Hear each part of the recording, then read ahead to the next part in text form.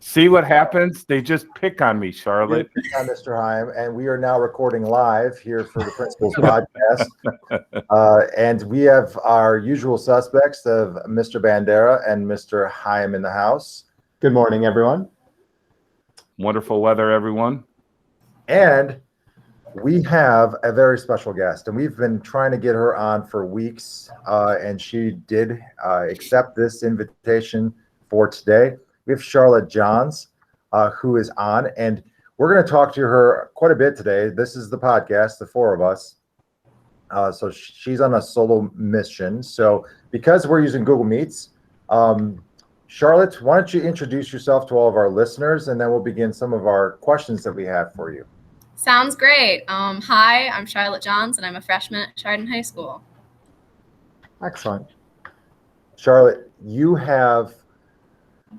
first of all, you have always been involved in speech, debates, and or this articulation of words. Yes. And earlier in the year, within the pandemic, we were unable to really procure any sort of club or activities that were directly affiliated to outside experiences. But with the work of your mom and working with me, we were able to allow for you to participate in these external speech and debate competitions that went throughout the year. So could you talk to us all about this, since you're the only student that's been doing this, and no one knows that you're really doing this besides your inner circles? Yeah. Tell everyone that's our listeners what it entails to be involved in your competitions and some of the activities you've been doing during these competitions, because none of us have been there. Okay, so speech and debate is one of those activities that everyone always thinks they know exactly what it's about because they see the word debate and they assume it's just arguing. That is not what speech and debate is. Speech and debate is this perfect mix between acting and discussing and competing against other people in your grade level. So you would either do the events of speech or debate, which are two different little things. And it's a lot like any other sport where every single person on like a team does a little different role. So there's a bunch of different events you can do, like extemporaneous speaking and POI. There's a bunch of different things. The one that I chose to do is humorous interpretation, which means I take a piece of literature that someone else has written and I memorize it and throw in some voices and perform it to try to impress my judges. About how long of a presentation you have to put on? Like how much do you have to memorize? It has to be over 7 minutes and under 10 minutes, but you get Wow. a 30-second grace period. So if you go to like 10 minutes and 30 seconds, you're allowed to do that. Excellent. It's amazing. Charlotte, are you potentially considering some acting in the future, or are you doing some work like that right now? Is that something of interest for you? Yes, I've always been a big fan of theater since I was very, very small. I love performing in shows and really anything about theater. I love it. It's great. So yeah, I'd love to do something like that in the future. So we're intrigued. You're put together very well. Your mind is very sharp. You have an extraordinary personality. You're highly exuberant in your circles. The teachers love your interpretation of any type of literature and or schoolwork because you're very serious on what you do. But tell us more about this humorous side. Tell us some of the things that you've taken from literature and then you put your spin on it. We're not going to ask you to give us a display of this, but give us some examples of things that you were doing that all of us could have a better understanding of. Maybe some of the voices you were using. So in my event, the speech I've been doing all year is a speech called I Had Trouble in Getting to Salisaloo by Dr. Seuss. And so, of course, that's one of those little zany pieces with all these fun characters and worlds.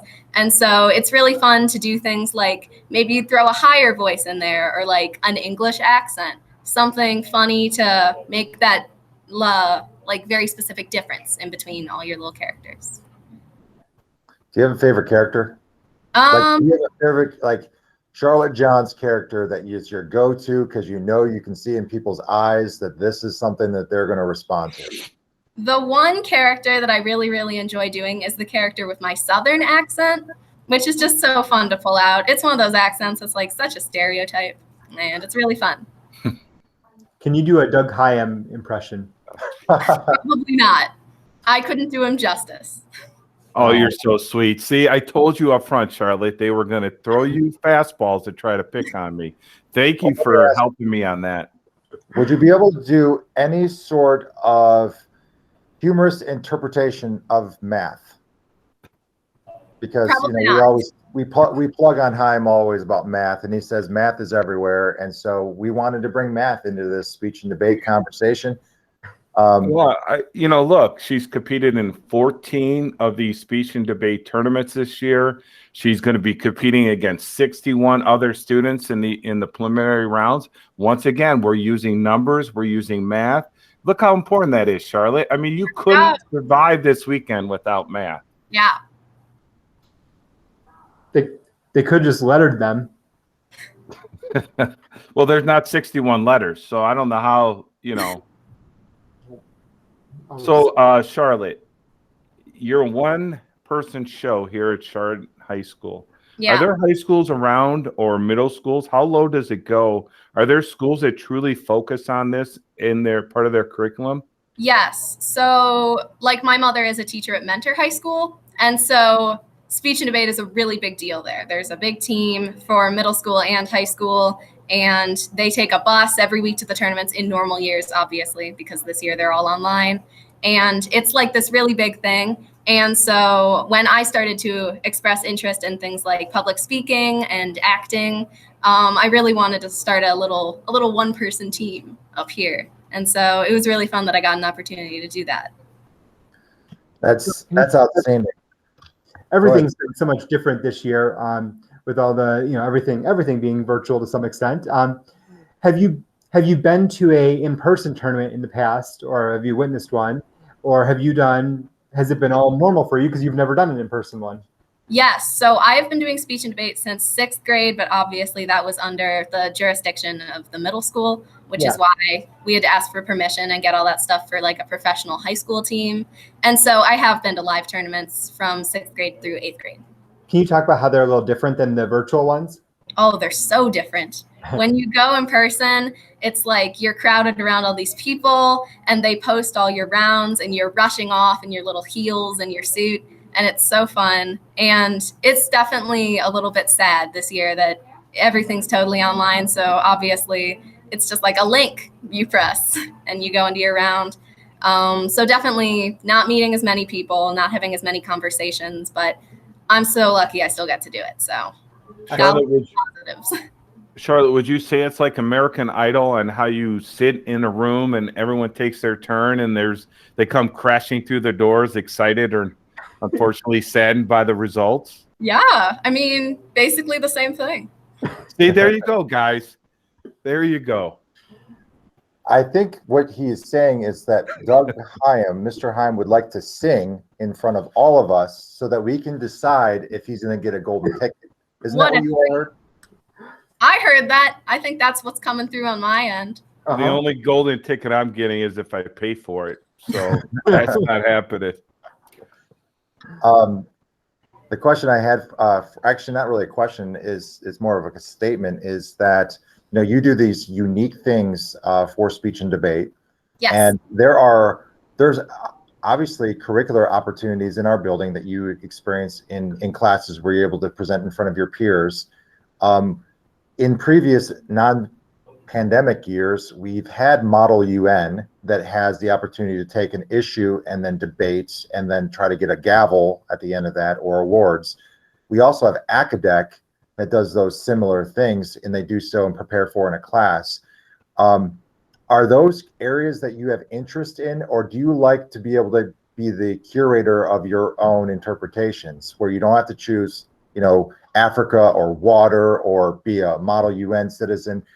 Do you like kind of the freedom to go your way, or would you have an interest in those two areas? I've definitely heard of those clubs before, and I definitely have a bunch of friends who have been trying to convince me to do them since they heard I'm kind of a public speaking bug. But I really like figuring out my own way I'm going to say things and building my own interpretation through competing and such. So, yeah.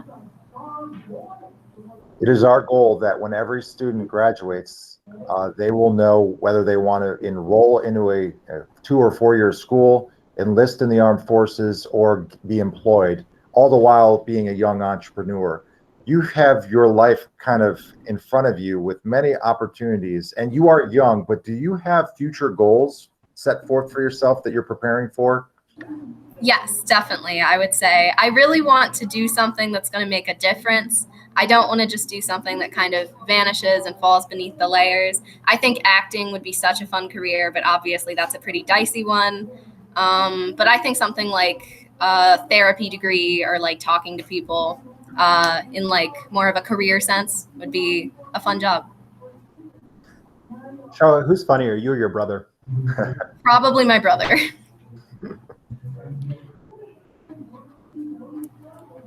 He's a character, that is for sure. He has a personality, but you two have different personalities. Yes. For sure. Like, I'm not saying that you're like Princess Leia and he's Chewbacca, you know, but his personality is unique, and so is yours, and that's what I love about watching, you know, children. We all have children, that their personalities can be so different but so similar in many ways, because you both can be extremely serious and attentive to details, but you both can be interpersonal with your circles and be yourself. Yeah, I always think it's funny to see all the differences that people point out between Theo and I, because like we look very different and we act very different, and we have like very different just like characteristics as we go through our day. But yeah, I think it's gotta love him. So Charlotte, I know you're quick on your feet because obviously these speech and debate competitions, but can you pivot for a second and talk to us about the CHS bands? Because I know you guys have been preparing for some upcoming concerts and things like that for the first time this year, which is exciting. yes. And I know you're in the percussion section, correct? Yes. So can you give us kind of a little sneak peek at what's coming up in band world? Yes. So we have a concert on the 18th, which is obviously fast approaching.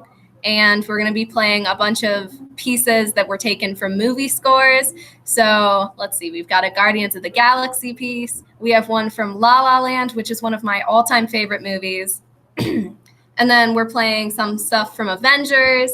And yeah, it's a bunch of different movies. And I know the other band is doing that too. And it's going to be a really fun concert. And you said that's on March 18th. Yes. And every Wednesday we see you you come to school early, and you're a part of like the Corona Coloring Club. Yeah. So that group is growing and growing and growing, it seems, week to week to week. And so it's very therapeutic for all of you, but it's also very useful for all of us, because you're putting up signs all across the building that are very creative and very important. Yeah. And it's between you and your circle of friends. But we go down there, and like on Wednesday, I swear that YMCA was playing. You have different music styles coming out every week. Yes. It's like a little party in the library. Yeah, Josie is very good at blasting some tunes down there to get us working. Have you tried to convince Josie to join you in this, I would say, events and different things that you're doing with speech and debate? I have never brought it up to her, but I'm sure, like, if she showed any interest, I would, like, snatch her up into it so quickly, because I'm sure she would be fantastic at something like humor, which is the event I do, because Josie is so great. She's just that kind of student who I think would be really, really good at this. Excellent. What's coming up for you here in the next few weeks within speech and debate? Are you transitioning from things? Where are you going? So the state tournament was last weekend, and so that basically wrapped up. But then the novice tournament is this weekend, and that is for first-year competitors. So that's me, because I'm a freshman. But then maybe there's like a sophomore who it's their first year. So I think there's maybe like 12 kids in my event. So it's definitely a smaller tournament, but it's going to be my last big tournament doing this speech.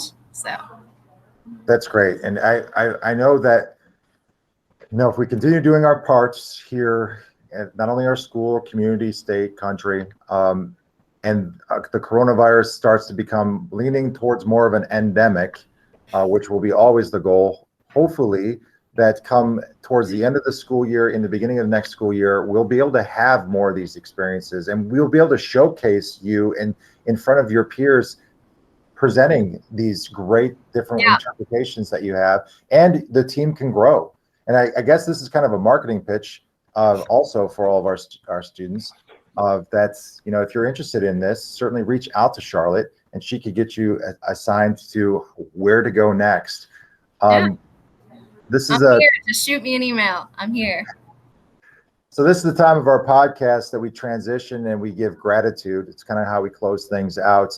And we are leaning in March, and it's, believe it or not, we're about 15 days away from the end of the quarter till we transition to the fourth quarter. Just thinking about the people that have inspired you, have always been there for you. This is your time to shine, and all of us will include this. Someone you want to give gratitude for, give a shout out to for this week or just over the last several weeks.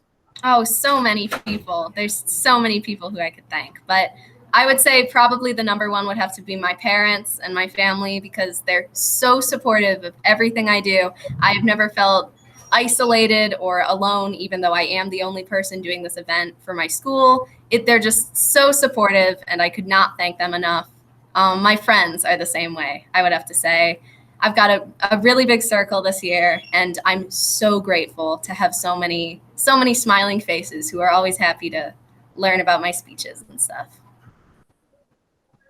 Mr. Bandera? I'm going to give kind of a little different one this week. I know a lot of our current sophomores are currently in the process of applying for Auburn Career Center. I think there was a list of about 40 or 50 students, and they all have their Auburn interviews this week. So I just want to give a shout out to them and wish them good luck as they're exploring one of those E's that kind of looking for that employment route or that enrollment route of one of our 4 E's.